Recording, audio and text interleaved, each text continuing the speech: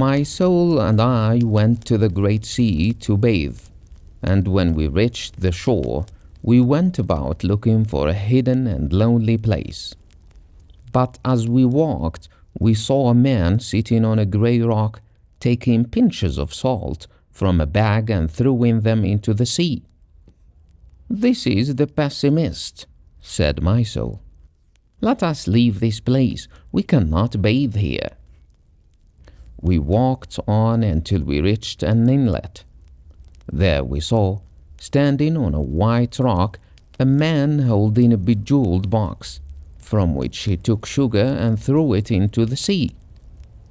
"And this is the optimist," said my soul. "He too must not see our naked bodies." Further on we walked, and on a beach we saw a man picking up dead fish and tenderly putting them back into the water. "And we cannot bathe before him," said my soul. "He is the humane philanthropist." And we passed on. Then we came where we saw a man tracing his shadow on the sand. Great waves came and erased it, but he went on tracing it again and again. "He is the mystic. Let us leave him." And we walked on, till in a quiet cover we saw a man scooping up the foam and putting it into an alabaster bowl. "He is the idealist. Surely he must not see our nudity." And on we walked. Suddenly we heard a voice crying, "This is the sea! This is the deep sea! This is the vast and mighty sea!"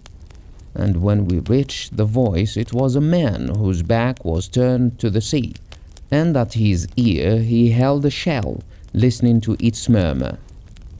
And my soul said, "Let us pass on. He is the realist who turns his back on the whole he cannot grasp and busies himself with a fragment."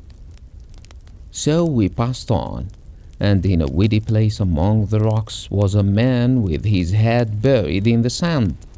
And I said to my soul, "We can bathe here, for he cannot see us." "Nay," said my soul, "for he is the most deadly of them all. He is the Puritan." Then a great sadness came over the face of my soul and into her voice. "Let us go hence," said she, "for there is no lonely hidden place where we can bathe. I would not have this wind lift my golden hair, or bear my white bosom in this air, or let the light disclose my sacred nakedness." Then we left that sea to seek the greater sea. The Greater Sea by Gibrane Khalil Gibrane.